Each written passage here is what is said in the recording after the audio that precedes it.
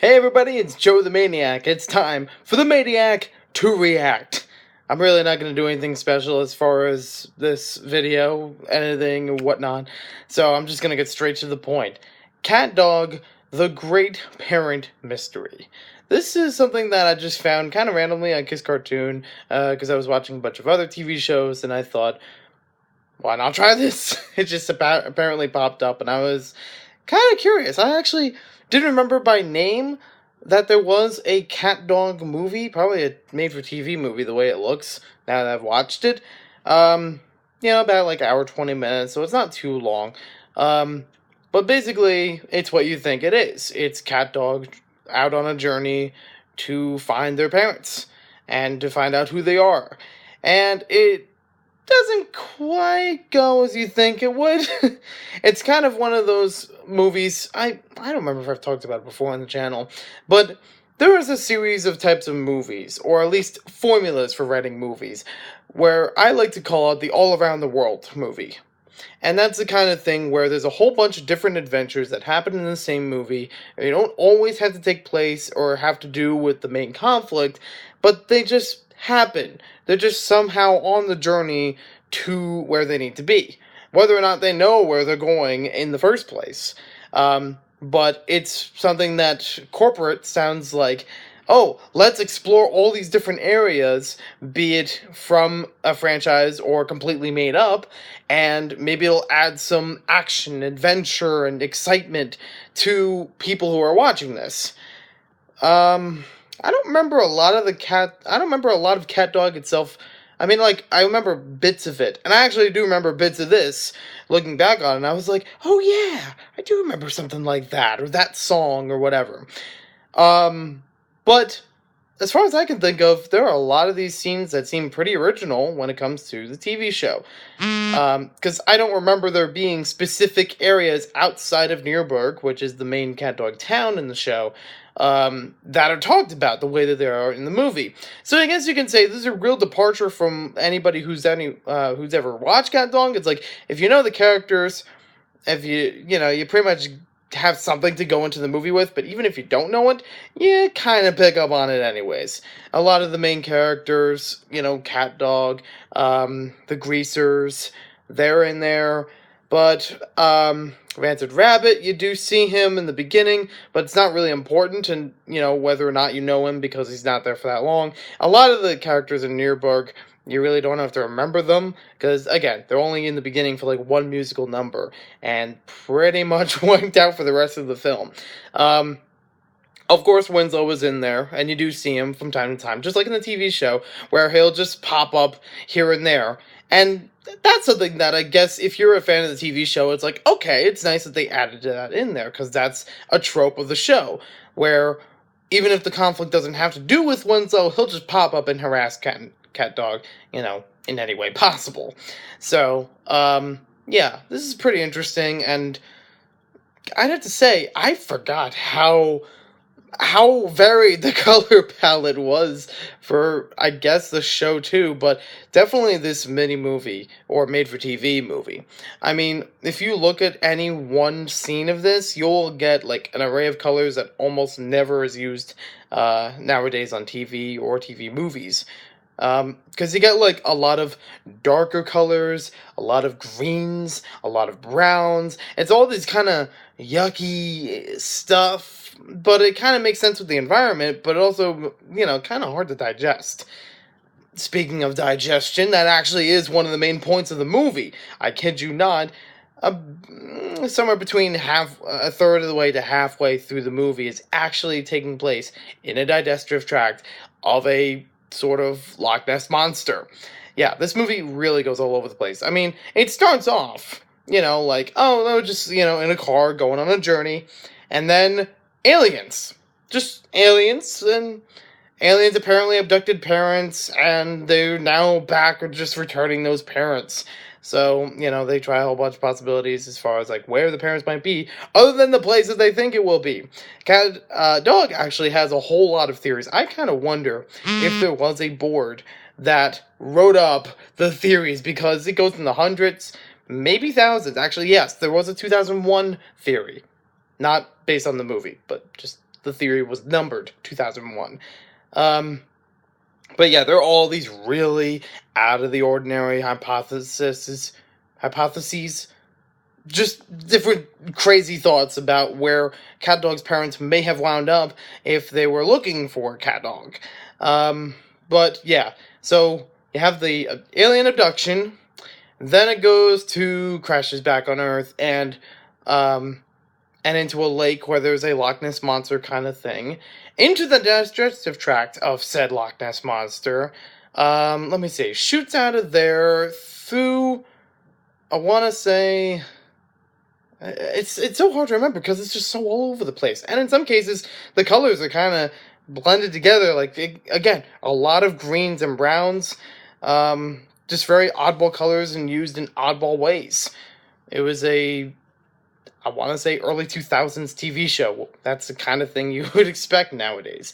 But not like flashy colors like 90s or something. Just like these kind of grossish colors.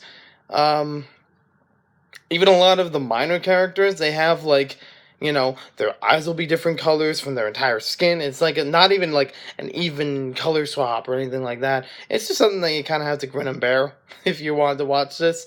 Let me see. At some point, they wind up in a village that has cats and dogs living together, and it does quite a bit of a cop-out there, because it's not quite CatDog's parents you find there. It builds it up to that, but I already looked at it right away, and I was like, that's not them. And not just because it's like halfway through the movie. I'm talking about, well, it kind of looks like them, but they always hide one part, and it does get revealed, but it's obviously it's so obvious that you just can't ignore it. They do also have a fight after that, and I actually noticed they have a lot of repeated frames in this fight. There'll be frames with the cats and dogs fighting each other, but you'll see like one cat and then one dog, shouting to the other one. That frame, or those two frames, repeat a whole bunch of times. Even the frames like panning out, and you see like bones flying from the dog side to the cat side, and then here's another grossish feeling, hairballs from the cat side flying over to the dog side. Might I also mention from that, salivated tennis balls from the dog side, and giant, like there was a catapult that had all these boxes of litter, all chucked to the dog side. Yeah, this movie does not care. The creators of the show did not care. I remember parts of the TV show with like these not always pleasant environments, but still was willing to watch it just because of the absurdity of the characters. So, yeah, there's that. After that point, CatDog wind up in, I want to say, some sort of desolate wasteland, which was kind of where they were going anyways, because they were going off of one sort of, idea about how they wound up where they were, and they're just trying to backtrack that. And it's actually surprising for how they introduce the parents, because in all along, it makes it seem like the parents have to look like CatDog and have to, be related in that, looks like a cat, looks like a dog, and probably looks like a combination of the two, the same way that CatDog would be. How they were born, I have no idea. Even how they poop, I know everybody wants to worry about that, and they do actually mention it in the movie, but they don't show it, obviously, because it's poop. And second of all, you only see, like, the fact that they just go to the bathroom early on, and then you see a whole bunch of other people walk out from a public restroom and say, so that's how they do it. So, I think it's funny that at least they acknowledge that, looming question, which I'm sure was looming for quite a while the show was on. Now, but yeah, they actually have a good message in there about, family, about how you don't have to have people that look like you be parents or relatives in any capacity, because they actually have a definition at the beginning, which was actually nice when they wrapped it up at the end. And it made perfect sense, about like people who take care of you and, provide food and, and spend time with you. So that was actually pretty good. Good message, just a lot of things to get through as far as colors. I'm not saying that I was cringing throughout the entire movie. There were only a couple points here and there that I really felt cringy, especially the digestive tract, especially the hairballs. Just being pelted in the face. Like, there was one part, the hairballs wouldn't bother me that much if it wasn't like, I think his name is Lube, one of the greasers, the bullies of CatDog, like, catches a whole bunch of them in his mouth, and he's like, "But to get past the taste, it's not so bad." And it's like, ew, nobody should be laughing at that. Nobody would be laughing at that. I don't know. They don't really care. They love gross out humor here and there. What can I say? So, would I recommend this movie to anyone who's even watched CatDog? If you want to know who their parents are and a little bit of history of CatDog, maybe, but just skip to the end. Heck, you could probably just look up, like Google, just look up the name of the movie and you'll find out anyways. Would I recommend it to anyone who hasn't watched CatDog? Not really. I don't think it's like a lot of funny and clever moments or anything that's really standing out, except for the grotesque backgrounds. And even that, it's just like, no.